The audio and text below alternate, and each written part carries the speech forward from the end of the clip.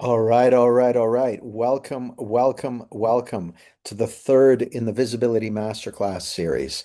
And great to have you guys with me here. We've still got people joining, so we'll give it a minute or two. Christina, great to see you. Thanks for the impromptu demo the other night.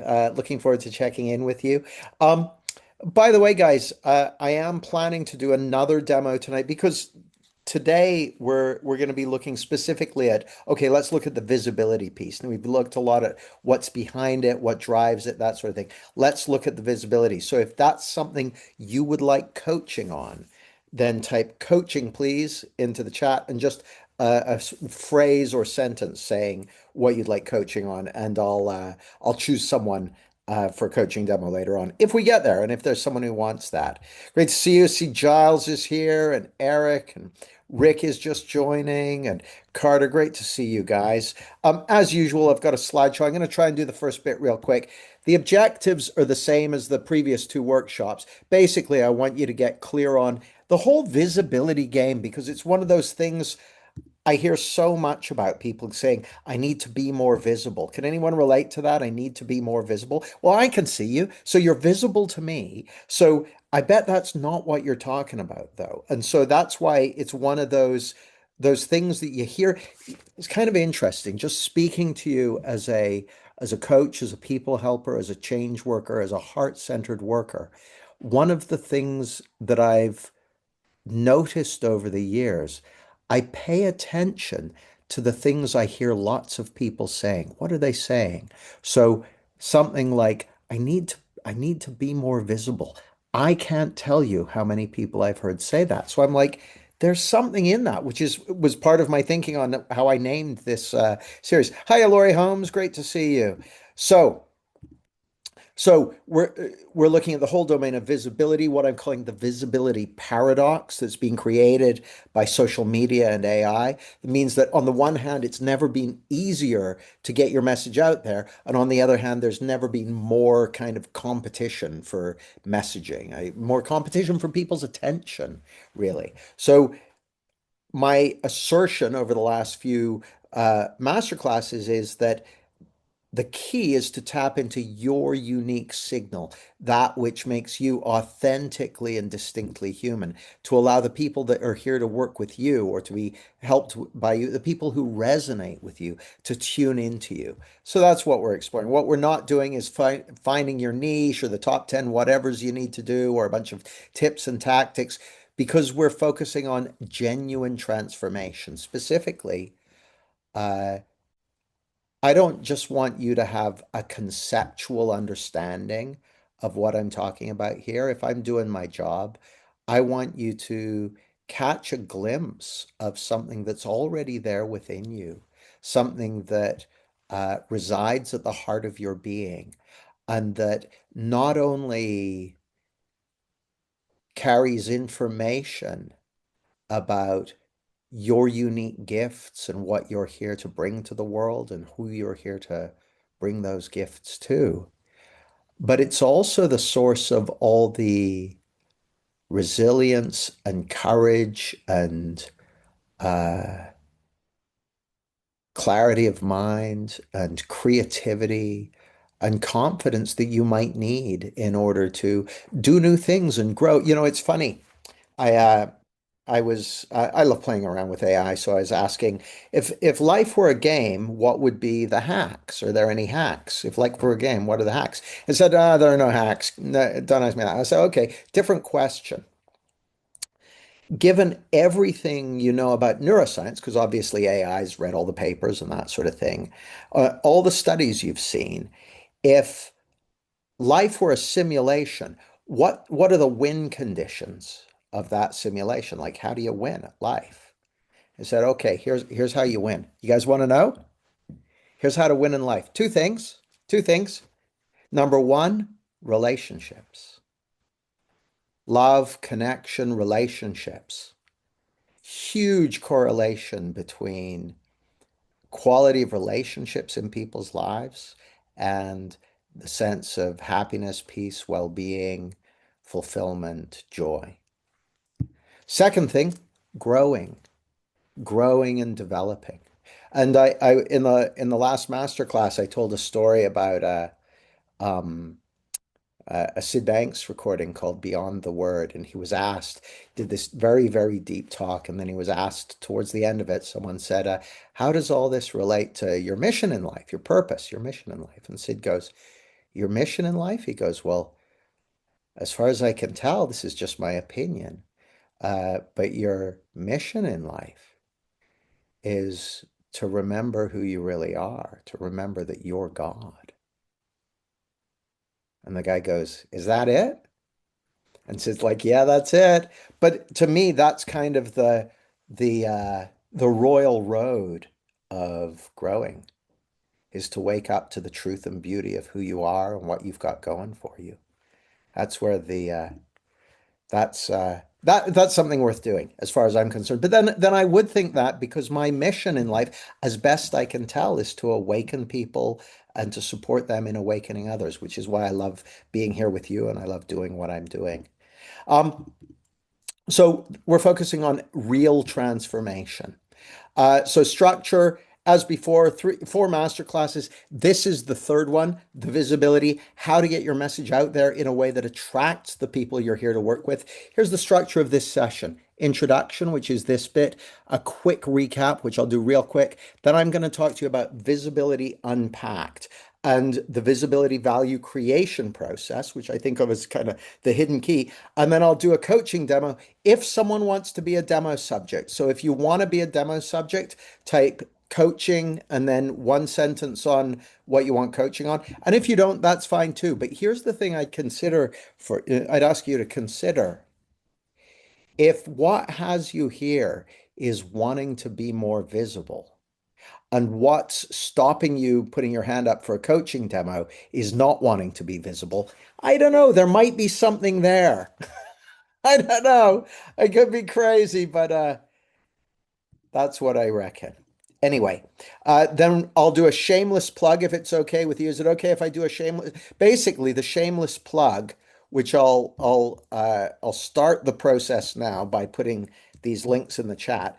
Basically, we're doing a workshop next weekend, not tomorrow, a week from tomorrow, which is Advanced Coaching Foundations, the Awakeners Edition, which is basically the first module of Clarity Certification training. So we've got all the people from our Clarity Certification self-study program and from our Clarity Coaches tribe, but we've also opened it to people who are basically joining the Clarity Pro library or have bought products for us in the last couple of months, just because it became clear to me and my team that the number one way of playing our part in supporting whatever life wants us to support through this enormous transition that humanity is going through is to share this understanding as widely as possible.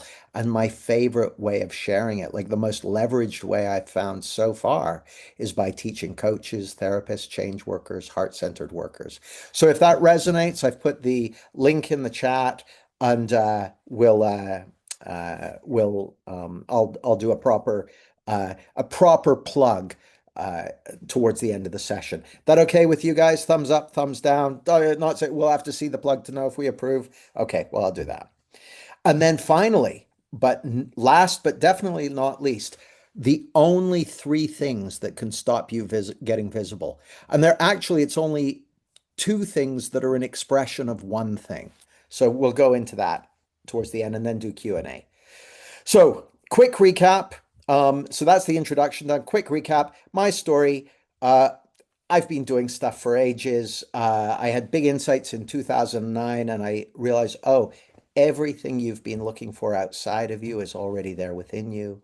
And I soon after that realized that the fact that a person can even see or hear or perceive means they have the source of mental health and well-being and peace of mind and clarity and resilience already there within them, which immediately improved my levels of hopefulness in my work with clients. Like I see Kate's put her hand up for coaching.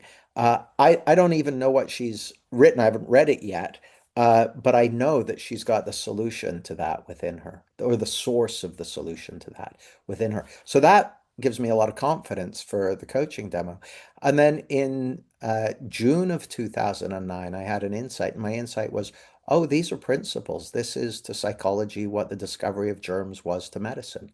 I called up my office that morning, said, we're changing direction. There's principles for psychology. So that's what I've been doing for the last 16 years is just sharing this with anyone who'll hold still to listen and some people who won't, and doing my best to uh, help other people learn how to share this understanding with others and bring it into their work, ranging from coaching to therapy to leading businesses to, parents to members of the public. That's what I thoroughly enjoy doing, and feel very drawn to do.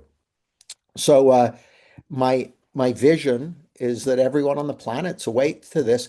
Like you and me, we were born to parents who already knew about germs, whereas our great grandparents didn't know about it. So if someone got sick, they opened the windows to let the miasmas out or whatever. So our parents knew about germs, and so we washed our hands and all that sort of stuff. Uh, my mission, like I said, is to awaken people and support them in awakening others. And the times we're living through at the moment, how I model it, is a way of thinking about it. It's funny. Andrea on my team and we have a meeting every day, and we're both using AI to run our business and that sort of thing.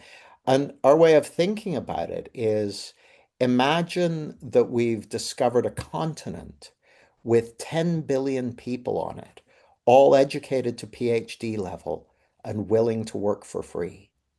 That's what AI is. And so the lots of people saying it's a bubble. Of course it is. Every new technology bubbles, but it's going to have profound, lasting implications for humanity. It's going to change our world. And how I model it is that so there's this D. Ward Hawk quote I love where he says, we're living at this very age when very time in history when an old age is dying and a new age is struggling to be born.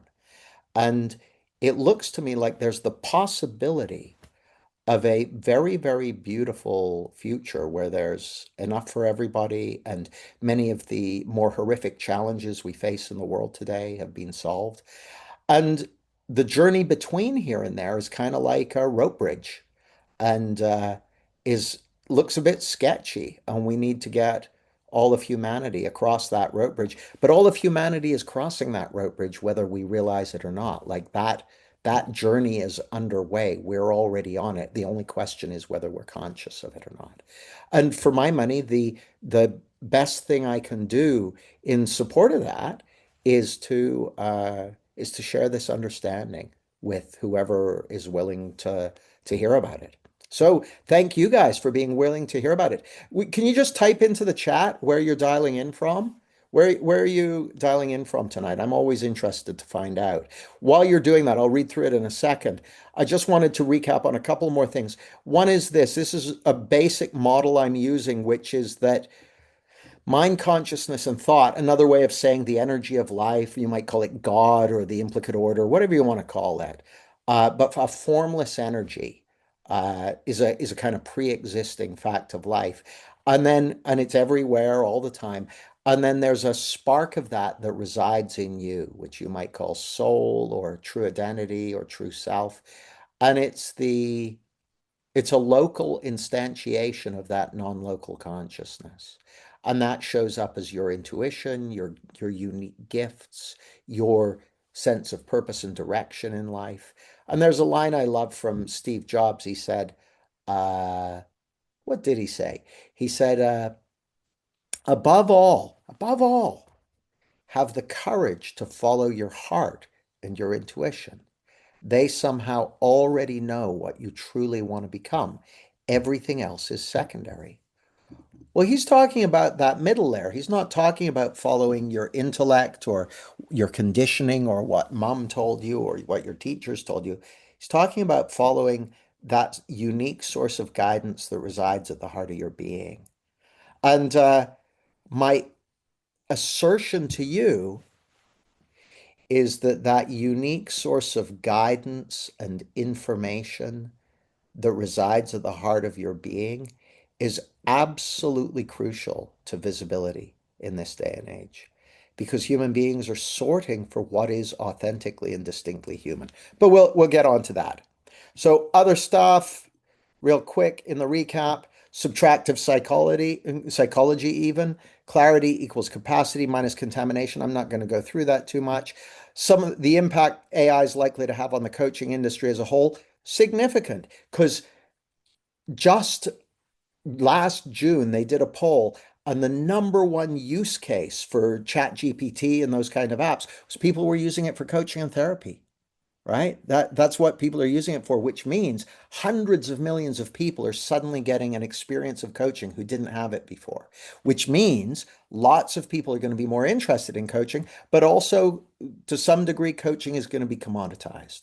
So the lots more people are going to have access to it, and then people will seek out the finest coaches to be able to do stuff. So as ever, my guess is that when you, whatever sparked your interest in coaching, if I was to ask you what first sparked your interest in coaching, change work, whatever it might be, it will have been a desire to have a profound transformational impact in people's lives. That'll have been part of the mix. And I'm here to tell you that that is a worthy goal, a worthy direction. You know, chatbots can do all kinds of things, but so far, they don't seem to be able to have a profound transformation, as far as I can tell. As far as I can tell. So, visibility unpacked. Here goes. So, visibility unpacked. Conventional wisdom. It takes 10 years to become an overnight success. Anyone here heard that? You know, when suddenly someone's all over the place, it turns out they've been doing a lot of stuff for a while. Uh, Even the Beatles spent like years gigging in Hamburg before they suddenly burst on the scene. Now, the world has kind of changed. So Gary Vaynerchuk, who funnily enough, who's heard of or seen Gary Vaynerchuk yapping away about social media? Okay, well he's a person, and he's one of the most recorded people in the world just because he has creates so much content. And he recently was talking about interest media. And he made the point that the way that social media works is no longer about follower counts and that sort of thing. It's about interest. And if someone's interested in a particular topic, then they will get served more and more content about that topic, which means in principle, you're only one piece of content away from changing your life, which is, and what he means by that is anyone, even if they've just been creating material of one sort or another for a few weeks, could get their piece of content picked up and shown to 1 million people or 10 million people, right? And that's true. But there's a deeper insight in that, which is the piece of content that changes your life in a way that's aligned with you and your heart's desire has to be expressing your unique signal. Like if if you get famous for a cool trick you can do involving dishwasher detergent, that's not necessarily going to help your coaching business, even if it's really funny, unless you're very inventive about how you frame that, of course. But the the when if people experience you in a way that gives them a sense of your unique signal and it resonates with them, then that can be incredibly powerful. And so the key to that is you need to be willing to speak your truth and share what you're here to share. Call it like you see it. Because the thing is, it's not important to share your message in a way that everyone understands or everyone likes or everyone even resonates with. It's important to share your message in a way that's true to you and what you care about and who you are, because that allows people to sort. You know, I I read a 50 Cent quote during the last call. I'm going to read it again. He said, "The greatest fear people have is that of being themselves. They want to be 50 Cent or someone else. They do what everyone else does, even if it doesn't fit where and who they are. But you get nowhere that way. Your energy is weak and no one pays attention to you. You're running away from the one thing that you own. What makes you different?" I lost that fear. And once I felt the power that I had by showing the world I didn't care about being like other people, I could never go back. See, when people pick up on your signal, they're able to tell whether you're for them or not. So I quoted Alex Mendosian last time. He said he wants people to turn up the volume or change the channel. You don't, not only do you not need to appeal to everyone, like you don't want to appeal to everyone. You don't want 8 billion people knocking at your door, honestly. That's not what you want. So part of the key is about sharing your gifts in everything you do in a way that allows other people to tune into you, other people to find you.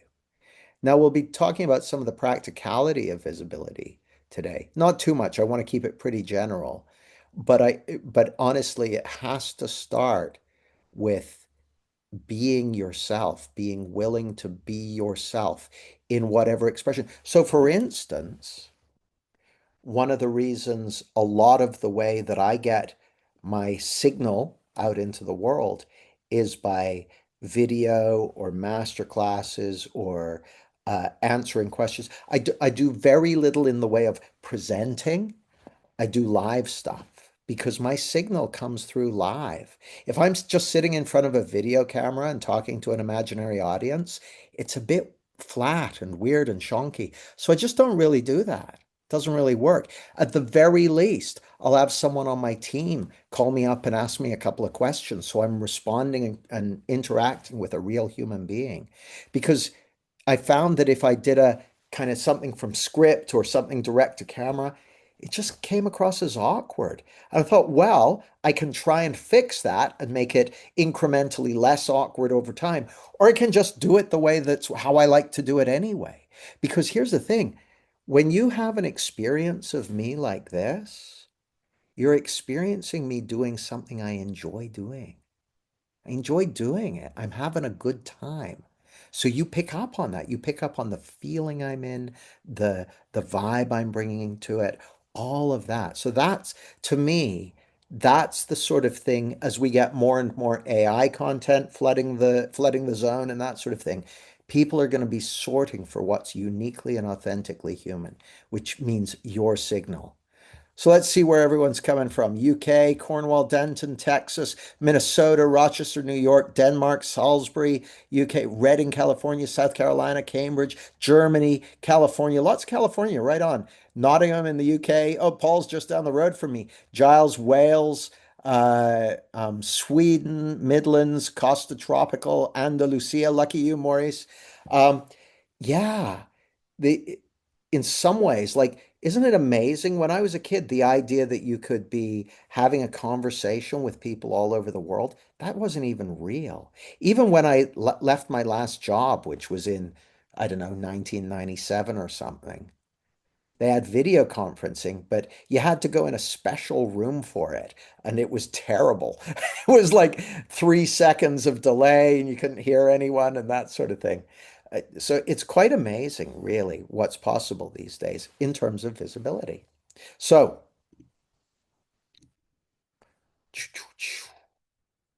I'm going to read this poem again. I read it during the last master class, but I just think it's one when I first saw it, I was like, oh, that's nice. But as I spent more time with it, I saw that there's an incredible depth and wisdom that it speaks to. So I'd love you to hear it again. So this is Cargo. You enter life a ship laden with meaning, purpose, and gifts, sent to be delivered to a hungry world. And as much as the world needs your cargo, you need to give it away.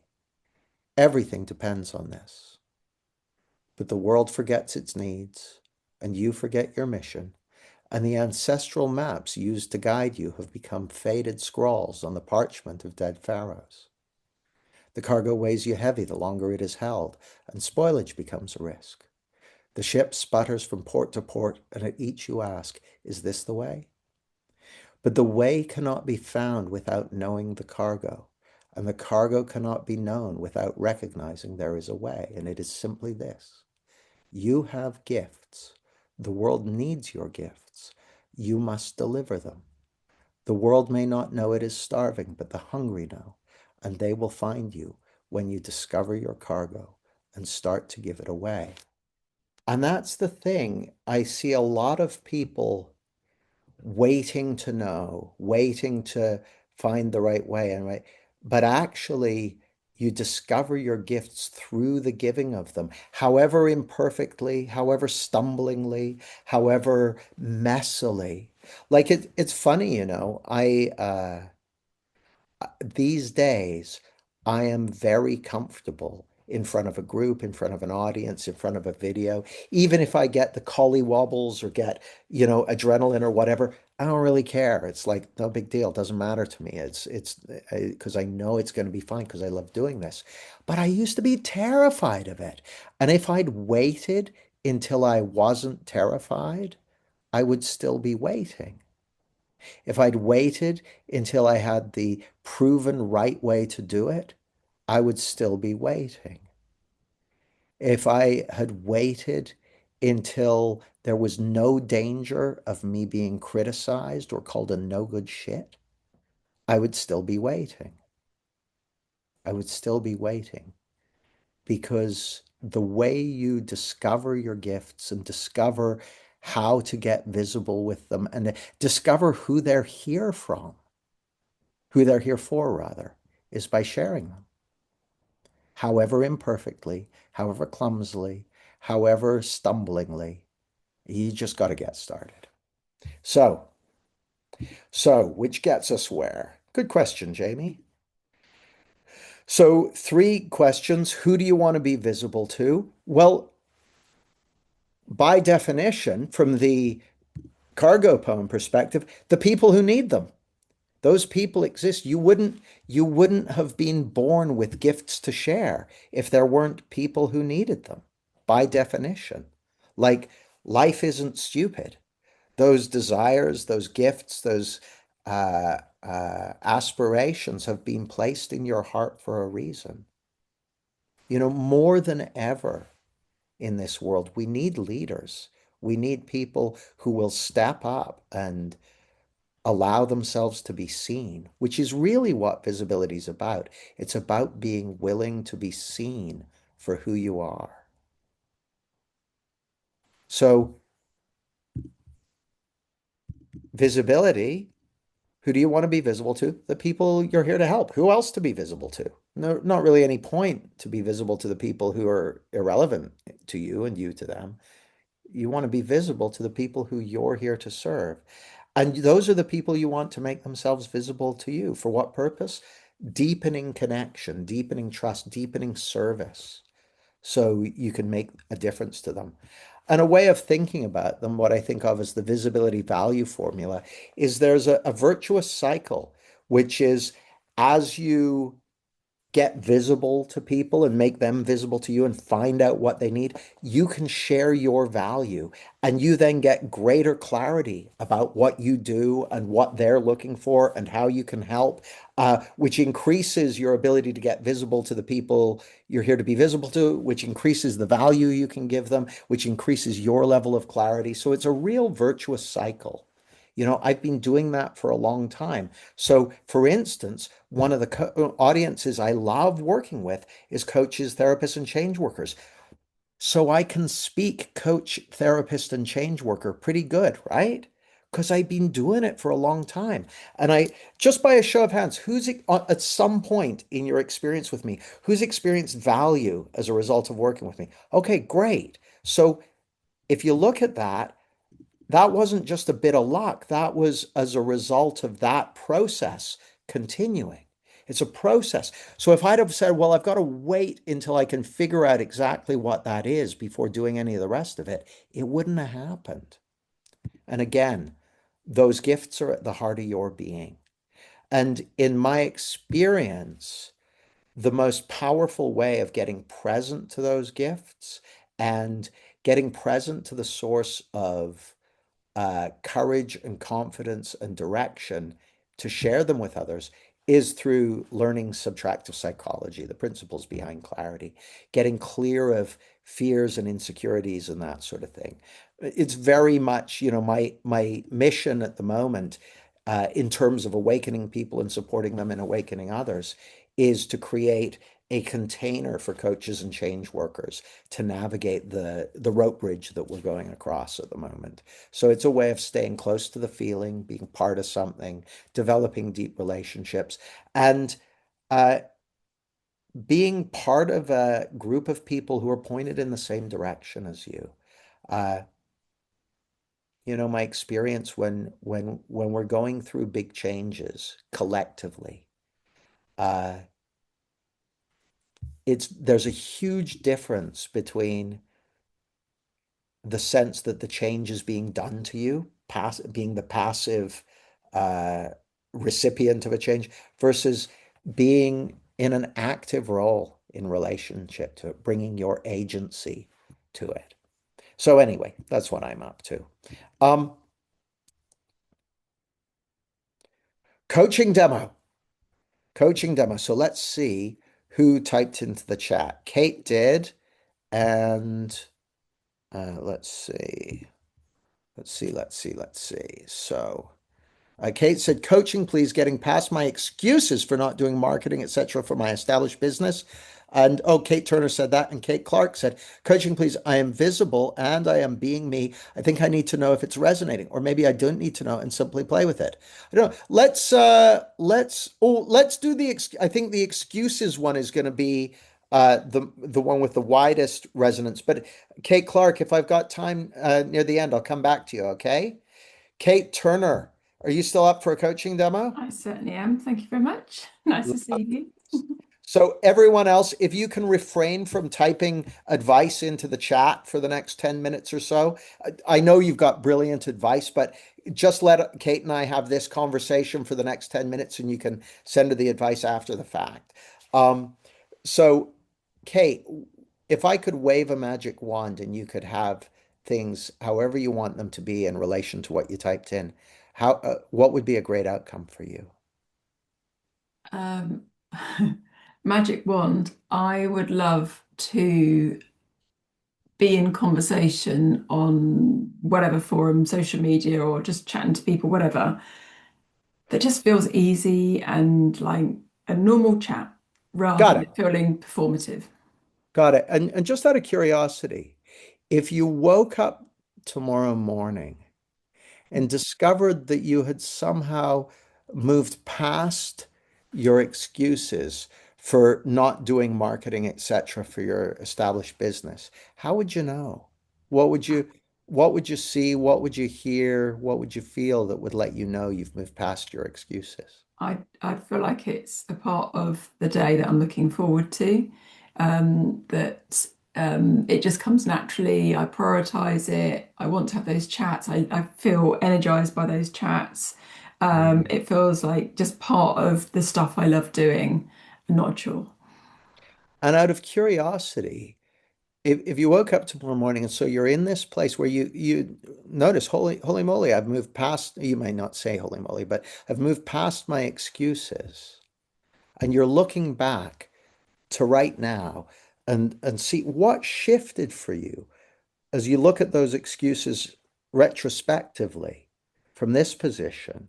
What shifted for you that allowed you to move past them?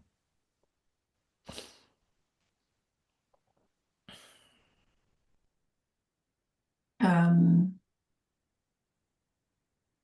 I'm not sure I'm quite answering your question, but it would it would be something that I'm doing it my way rather than so I'm following my path and speaking my voice rather than what I feel I ought to be doing. So it Oh, would I feel like I'm on the love that. right path.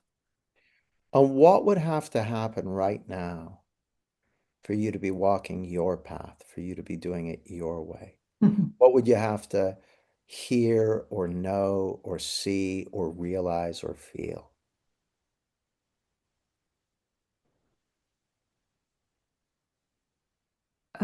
What's interesting on a practical note is when I go on to something like LinkedIn, I see a lot of my peers doing stuff and it just triggers me every time because I think, oh, I should be doing that. Oh, that looks amazing. They've got great photography, they've got great words. And it just puts me back to I'm not ready to say those things. So what will have shifted would be I either don't see those things or I don't care. I don't care about those things because they're doing them and I need to do me. Yeah. What would have to be true for you to not care?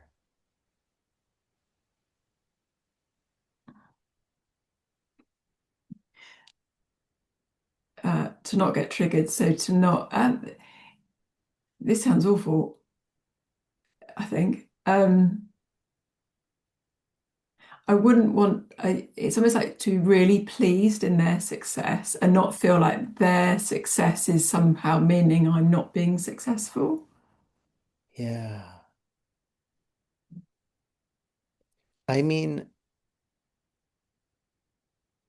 what I heard, Kate, was that you really want to walk your path in Mm, this. And this may be obvious and even trite, but the thing about walking your path, there's not really any competition for that because even if someone theoretically could walk your path better than you, mm, they wouldn't be walking their path, which would mean it mm, was so. uh, uh, that's the thing that occurs to me is it's almost like either you can walk your path or you can compare your path to them. mm. I've thought it, can I read you a quote from Martha Yeah. Graham? I mentioned this the other day, but it bears reading in full. So Martha Graham was a choreographer. She's quite well, I don't know if you're into the world of dance, me neither, but she was apparently quite well known. And she said this. She said, there is a vitality, a life force, a quickening that is translated through you into action. And there is only one of you, as there is only one of you in all of time. This expression is unique. And if you block it, it'll never exist through any other medium. It will be lost.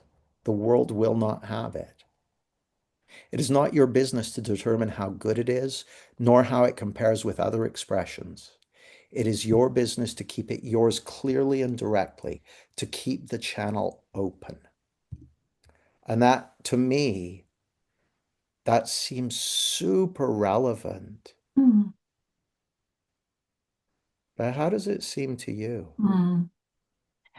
I definitely when you keeping the channel open, um, there are definitely times in this area where I do feel like it's coming through you. When you were talking earlier about the signal, the way I experienced that was um, like you are channeling what's meant to be yours, and it is yours, and it just comes through you. And like you, I'm much better in a live audience and rather than it made up. So um, I've experienced that, but then something happens, and I think, oh, is that what I'm meant to be doing? Is that what, in terms of what people who are good at doing marketing do? Do you want to be seen as someone who's good at doing marketing? Good point. No, I know that's a good point. I want to give people an experience of what I want people. I want to connect with people. I want to connect with people who see the world, if you like, the way I do. What's important that we're having we're all adding value in the direction we're all going in. They're the people I want to be with. Yeah. So can I make a distinction for you that I think you might find interesting, Kate? If you're on LinkedIn and going, oh, that they're really good at marketing, they're not good at marketing. The people who are good at marketing in your kind of line of work, it just looks like they're good at being themselves. Mm. Mm.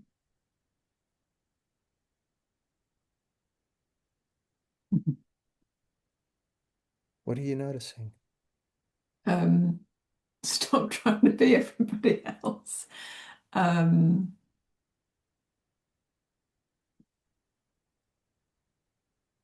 when I am being absolutely me in flow, whether that in any conversation, it's not like differentiate marketing from any other discussion. When I'm being me, yeah, that's where it just all makes sense and it just happens and you just come out with stuff that is the right thing to be saying at that time because it's making sense at that time. It's not pre-prepared or scripted or for a different audience. It's just showing up as you Mm. in that time. Actually, what it's making me think of is how present am I in this thing that I'm calling marketing? And I don't think I am. I think I am going into future. Well, and here's the thing that strikes me, Kate. I really like what you just said and about keeping the channel open. The How it looks to me is you then use your creativity to go, okay, how can I bring that to people, whether it's on LinkedIn or, Mm, whatever there mm, are a million platforms and there are going to be a million more, but it's like, mm, how can I bring what I do, what I am, what I give? How can I mm, bring that in a way that is relevant or fits for that platform or that channel? Like in a way, that's the key to visibility is you want to find a way to be yourself mm, for the people who, in a way that resonates for the people you're here to serve, that mm, fit with the platform you're using. Uh, mm. What's just occurred to me is the reason I might be avoiding doing the marketing, the way I phrased it, is it's like avoiding being me. well, now, Why would I want to prioritize the avoidance of being me? well, I can tell you why, and I think it's super relevant to everyone here, actually. See, I've coached a lot of people, some of them extremely successful in given areas of life, and often they'll say something like in relation to something they're looking to do, and they'll say something like, "I'm not good enough," and what they are trying to communicate is that their level of skill at the thing isn't high enough yet. But Mm, what they're really telling me is that they believe that who they are isn't good enough. mm, And all of us got told one way or another over the years that it wasn't okay to be who we are, but that if we just improved it a bit, either, got a few more degrees or qualifications or achieved a bit more or put on a bit more makeup or, got the right haircut or whatever, then we would be enough. And in fact, there's an entire advertising industry devoted to the idea that you're not enough as it is, but if you just wear this, buy this, spray yourself with this, dress yourself in that, then you'll be enough. And so there's when especially so it was kind of interesting. This is kind of central to this whole series that the one thing that differentiates you from everyone is your most valuable quality when it comes to cutting through the noise and being visible. mm, But the challenge is it's that thing that you've been told isn't okay. mm, And that's why I see the stuff we're doing, the event next weekend, Clarity Pro, that all the stuff we're doing is all about you. You've heard me say, I'm sure, the two most valuable things a person can discover are how experience is created and who you really are. Well, who you really are isn't just enough. Who you really are is exactly what life needs in these times. mm, Being yourself is what the world needs mm. from you.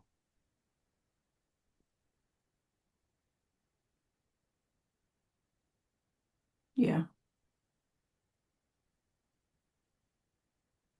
It's the word antenna has come into my mind and it's like I've got this antenna trying to tune into, I keep tuning it into everybody else's signals. It's about allowing it to tune into mine. and Yeah. knowing that that's only meant to be heard by certain people too. Yeah. They're on that frequency too. Bingo. Um, yeah. Complete for now, Kate? Yeah, thank you. Thank you very much. Thank you. You're so welcome. You're so welcome. That was a beautiful session. So, oh yes, shameless plug. So, two things. We've re-released the Clarity Pro library, which I will pop in the chat just a second. And we're including with it a place on our Advanced Coaching Foundations Awakeners Edition masterclass. So basically, uh, we've basically priced it at a no-brainer level, comes with 100% money back guarantee. Clarity Pro is incredibly valuable. It's not about buying a course. It's got too much stuff in there ever to go all the way through. It's more like buying a library that you can reference, that you can use exactly when you need it. So that's the idea of Clarity Pro. Though there's also a thing called the Insight Path there, which is basically a step-by-step guide for how to bring the principles into your work and your life. Um, and then the event is the first module of our Clarity certification training, which we're doing that module live. It's going to be fantastic. Everyone in my Clarity Coaches tribe is there, my Master Trainers tribe, my Clarity certification self-study group are all there, and as well as a bunch more people. So it's going to be a fantastic experience. Really, really looking forward to it. And yeah, if you resonate with this, everything we're exploring here, we're going to be going into in depth at that weekend. So, highly recommended. Um, yeah, Advanced Coaching Foundation. You can find all the details on the pages there that I've sent you through. Or if you just want to go to jamiesmart.com/clarity pro, you'll find the details there. So that's the end of the plug. Okay, the only three things that can stop you getting visible. Thing number one, don't start sharing your message. If you don't start, you're not going to get visible with the message you're here to share. And I see lots of people not starting. And the second thing, the second way you could stop getting visible, you could stop sharing your message too soon. Like, it's kind of funny, when I woke up to the truth of these principles back in 2009, imagine how good I was at sharing this understanding. Hint, dear reader, it was a bit of a train wreck. But I kept going and I kept going and I kept going better at it. And people who resonated found me and read my books and all that sort of stuff. So you just got to keep going, got to keep going. And because it is a process of refinement, of discernment. And then the one thing that causes those two, it's fear. It's fear. Thanks to Andrea on my team for reminding me of these. It's fear. It's fear that we're not okay. It's fear that we're not enough. Fear of criticism. Fear that people will judge us. They will judge you. Yeah, sorry, they will criticize you as well. So fear that people will judge you, they will. Fear that people will criticize you, they will. Fear that you're not enough, you are. You are enough. You're not only enough, you're exactly what life needs, exactly what's required, exactly what's needed in these strange times we're living through. And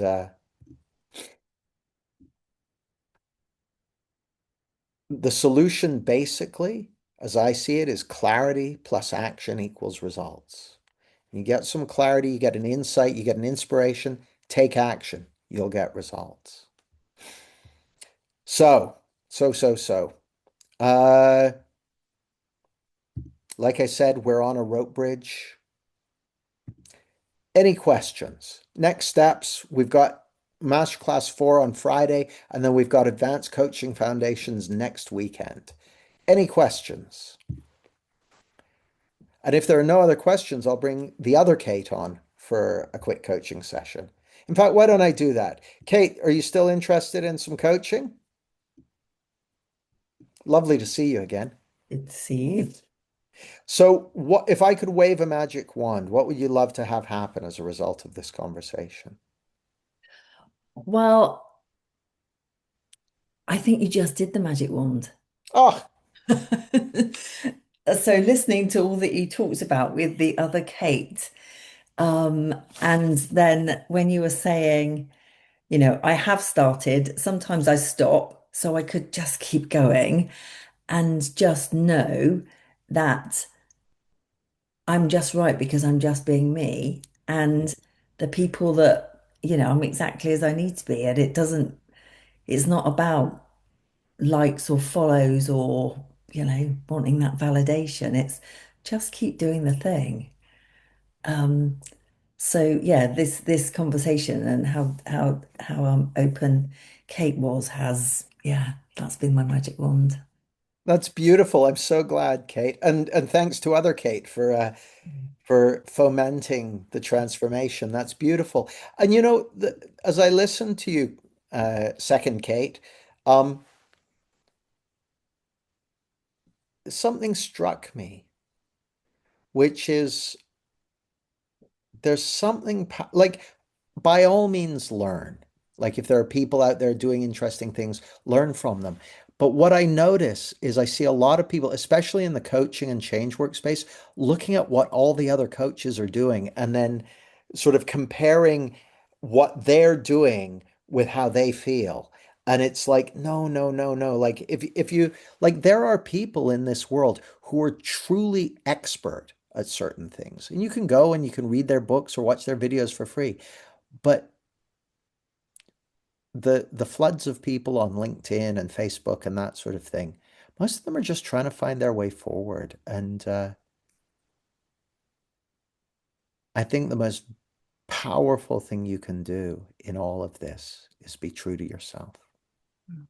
Be true to yourself, like because when people pick up on your authenticity, your unique signal, your way of looking at things, that's the thing that's going to have them go, that person's onto something. That person's onto something. I didn't know I was going to talk about this, but uh, when I first started exploring the principles, uh, I came under a certain amount of pressure to speak differently, do things differently, change how I was doing things. And at a certain point, I was just like, you know what? I got to be myself.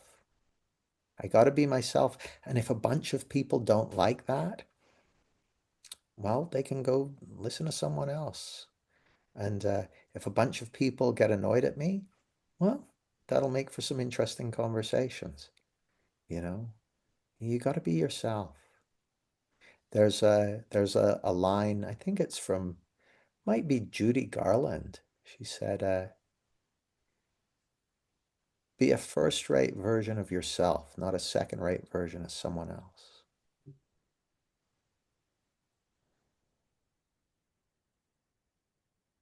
Yeah, and that's enough, good enough. It's just exactly what you're supposed to be, isn't it? Yeah, there's a line from Lynn Twist occurs to me. Anyone know Lynn Twist? She's a quite brilliant woman, wrote a book called The Soul of Money. And Lynn was chief fundraiser for the Hunger Project for a long time, maybe like 20 years, and raised, hundreds of millions of dollars for uh, uh, supporting hungry people in that time. And she said that in those years, she came into contact with some of the richest people in the world and some of the brokest people in the world. And what she noticed was everyone had fear of money. They had fear around money, regardless of whether they had, 50 cents or $10 billion dollars. There was a lot of fear around it. And she talks about what she calls sufficiency. You'll hear a lot about abundance, having more than enough. But you look at certain parts of the world and they've got more than enough and it's killing them, right? And she said, no, what we need is sufficiency. And she said, what I consider to be a defining statement, she said, when you let go of trying to get more than you, no, what is it? She said, yeah, when you let go of trying to get more of what you don't really need, you free up oceans of energy to make a difference with what you have. And I don't just see that as being to do with money and stuff. I see it to do with being likes on social media. I see it to do with uh, the kind of visibility that doesn't actually do anything. You know, there are people out there with 75 million social media followers and not actually making a difference to anyone, not actually generating any income or anything. Like, so it's not about that. It's about letting go of trying to get more of what you don't really need so that you can make a difference with what you have. And what you have is you, your unique expression, your unique gifts. So, yeah. There we have it. It's 26 minutes past. We've got a few more minutes if anyone's got any questions. Um, I'm really excited about the event next weekend. So if you're thinking about joining us, I really think it makes sense to. It's pretty much a no. The one thing you do stand to lose is you'd never get that time back. So you're like, oh man, I could have been watching TJ Hooker and instead I went on this program. My God, how can I have been such a fool? But aside from that, um, uh, Deborah says, "What are the hours on Saturday and Sunday?" We go for a 10 a.m. start, so we kind of doors open 9:30 for a 10 a.m. UK start. Where are you in the world, Deborah? Are you? I have a memory that you're on the East Coast of New York. Yeah, East Coast of the U.S. So that'll be like a 5 a.m. start for you.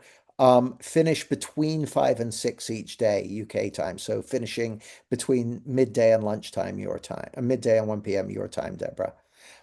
But we'll also be recording them. So if you want to lie in on Sunday morning and catch up on the recordings, that's allowable as well. Though I always encourage people to join us live. It's worth an early start. Um, all right. Any other questions? Going once, going twice. Disco, thank you for your attention.